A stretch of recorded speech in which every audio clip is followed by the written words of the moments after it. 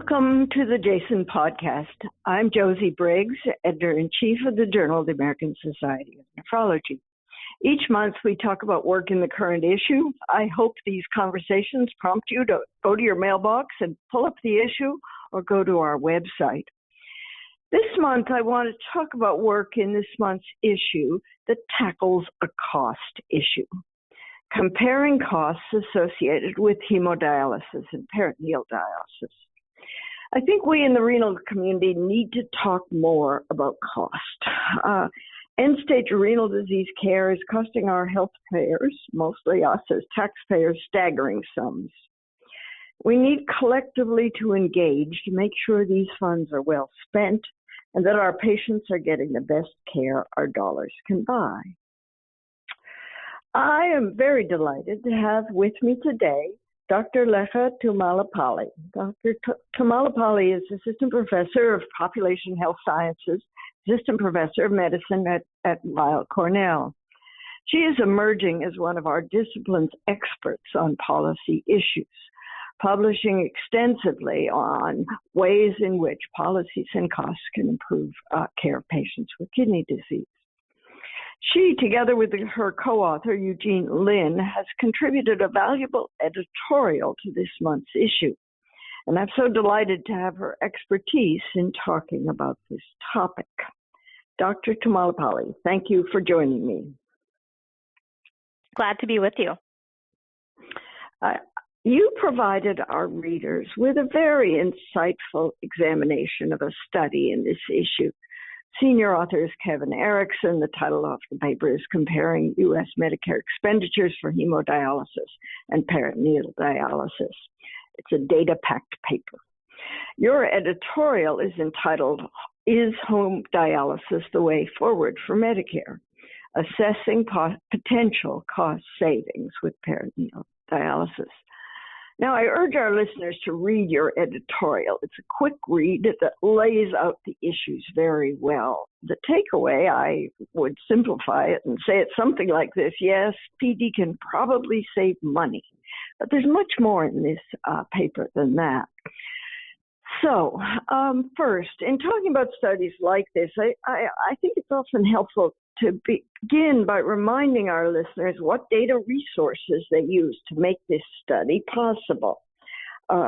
They turned to the USRDS. So what are the limitations and strengths of USRDS for this type of work?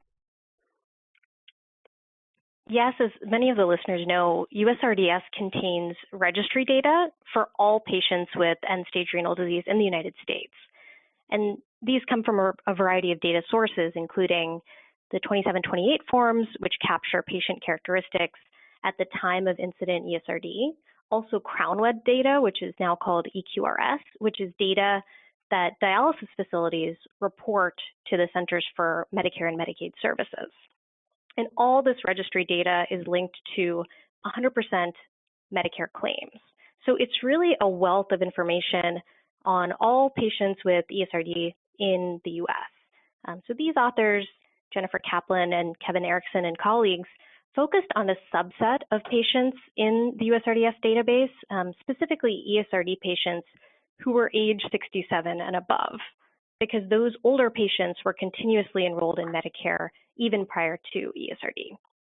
And the authors also focused on a very important time period from 2008 to 2015, because about halfway through that period in 2011, the reimbursement system for dialysis changed to the ESRD prospective payment system.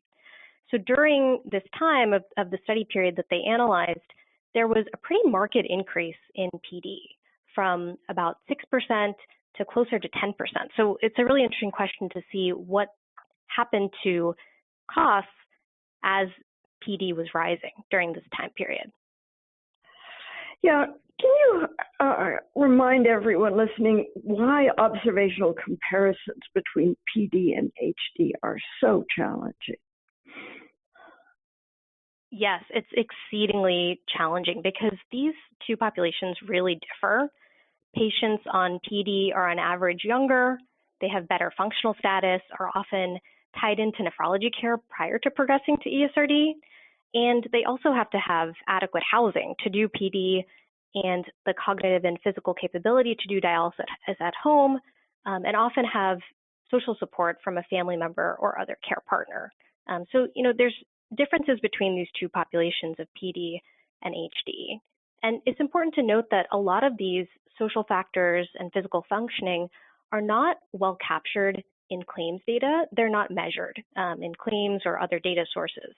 So even if you adjust for comorbidities, there can be a lot of residual confounding. How to get around that? Yeah, so these authors used propensity score methods, which has the advantage of ensuring that these populations are more comparable and they have good covariate overlap. So what the authors did is they calculated a propensity or a score of how likely a patient was to start PD based on all their characteristics. And then they matched patients who started PD with patients who were equally likely to have started PD but ended up starting HD instead. And they compared costs between PD and HD across these two very similar groups of patients. And the authors did a really nice job of matching patients based on a long list of demographics, comorbidities, social factors like Medicaid and low-income subsidy eligibility, and even pre-dialysis nephrology care. So they really accounted for a vast list of covariates, but it's important to note that propensity score methods can still be subject to unobserved confounding. Any unmeasured variables like healthy behaviors or adherence or some of the social factors we mentioned before, these propensity score methods are not able to take into account these unmeasured factors. Right. I think for listeners who are nephrologists and actively involved in patients with this big modality choice, there really will be an awareness of how many patient factors, like social supports. One that's mentioned often is frailty, but these factors very much impact the choice between HD and PD. And I think the propensity matching is a reasonable attempt to get around this. But if the confounders are missed, it's not a surprise that frail people or people without these supports maybe need more care.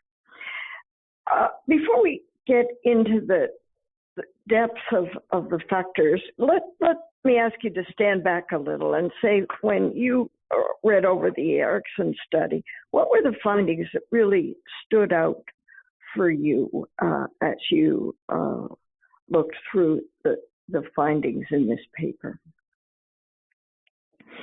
Yeah, so these authors compared about 8,000 patients who started PD with 8,000 matched patients who started HD.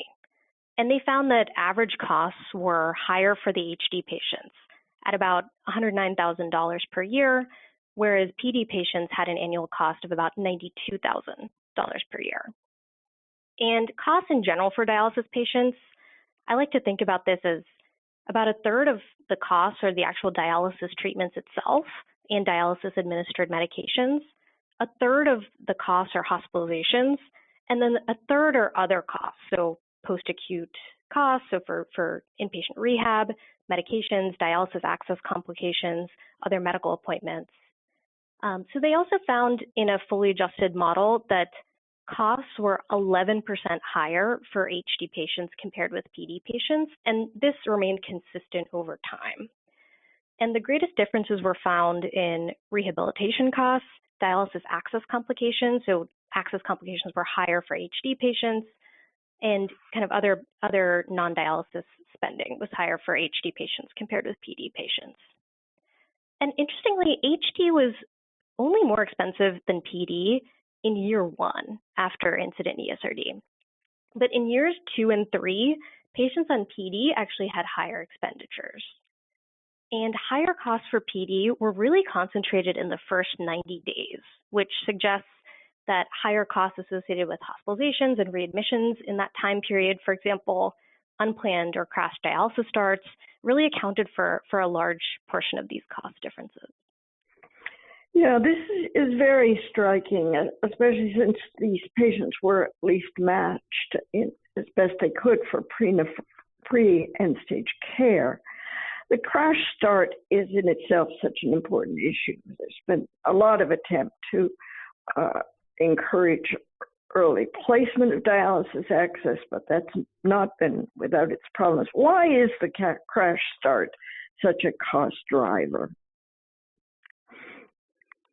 Absolutely. Yeah, we know it's a major source of preventable hospitalizations, and hospitalizations are the most costly aspect of care. And it's associated with worse patient outcomes as well. So higher mortality, catheter-associated bloodstream infections. So I think it's both a cost driver and suboptimal for clinical outcomes. So that's why it's been a major focus of some of our new initiatives, including some of the new payment models through CMMI, for example, Kidney Care Choices. And those models aim to increase optimal dialysis starts and try to reduce this preventable spending category. Yeah, it'll be interesting to learn how that works and to follow. I'm sure you're following that closely. It's something I think our readers will be really interested in. Now, this is all about costs, but I think it's also important to at least talk briefly about the impact of these choices on the actual patient experience. Major goal of the Kidney Health Initiative is increasing home dialysis, a good goal. I think we all agree. For many people, dialysis in the home is less disruptive of their lives and a gentler intervention. But that may not always be the case. What are your thoughts on the pressure to increase home dialysis and how to make sure this doesn't occur at a price for patient experience? Certainly, yeah. I think PD is associated with numerous benefits, so including preservation of residual renal function, less cramping, less myocardial stenting, and better quality of life, although much of that might be due to selection bias. So I think these data from Erickson and colleagues are really helpful because they show that the economic benefits as PD has expanded, have really kind of remained consistent. But I think overall our goal should be to educate patients about their kidney disease, about all the modalities available to them, including conservative management, and then work with patients individually based on their values, their preferences, to find the modality best for them. So I think a lot of these initiatives, they recognize that patients aren't getting the patient-centered education that they all deserve. Right.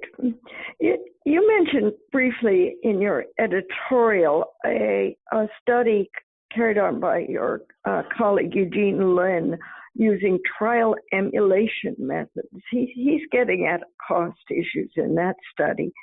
But I am wondering whether trial emulation methods could help us get better answers to the many unresolved questions in the PD versus hemodialysis choice. Comments, your thoughts on where trial emulation will help us? Yeah, I think it's important to note that clinical trials of PD versus HD have been attempted in the past. So, for example, there was a trial in the Netherlands in the early 2000s, but those have been stopped due to low recruitment. So we have been relying on a lot of this observational data. And I do think causal inference methodologies can be helpful in assessing this question. The study that you referred to by Eugene Lin and colleagues uses an instrumental variable approach. And so instrumental variables are when a third variable, the instrument, is used like distance to the hospital or a policy change, and that third outside variable makes some patients more likely to receive a treatment than others. And it aims to randomly assign patients to different treatments. So, for example, the study by Eugene Lin uses the timing of the month And because there's a waiting period for Medicare coverage for patients less than age 65, the time of the month can influence whether patients are started on PD versus HD. And so they use that approach to try to look at cost differences between PD and HD. And interestingly, they did not find differences in cost. And that was limited to the first year after dialysis start, and it was also limited to an uninsured population. So some differences in the patient It's a very population. clever approach. Yeah, it's a very clever approach. A good instrumental variable is sometimes a wonderful substitute for randomization. I spend much of my life in a rural area of Maine, and people here are very far from dialysis facilities, and as a consequence, PD is used more. But it's an interesting way to get at some of these questions. So, Dr. Tummalapalli, what is the takeaway for our listeners? What should we be thinking about collectively as we look at the interesting collection of findings that Dr. Erickson and his colleagues have put together for us? We really urge readers to view these data holistically and to take advantage of this detailed analysis where we can understand all these granular cost categories of all the different categories of where costs accrue. So the paper, it's really not just about comparing PD and HD costs, but gives us the opportunity to identify what are the highest yield categories of preventable spending for patients receiving dialysis. And then we can begin to design and test interventions to tackle these different cost areas at the same time of also assessing quality of care and clinical outcomes. Terrific. Urge our listeners to look at this work and to come back next month when we talk about work in the next issue. Thank you, Dr. Tummalapalli. A very enjoyable conversation. This podcast is copyrighted by the American Society of Nephrology. All rights reserved. All content in this podcast is for informational purposes only and is not intended to be medical advice. This podcast should not be used in a medical emergency or for the diagnosis or treatment of any medical condition. Please consult your doctor or other qualified healthcare professional if you have any questions about any medical condition or before taking any drug, changing your diet, or commencing or discontinuing any course of treatment. Thank you for listening to this podcast from the American Society of Nephrology.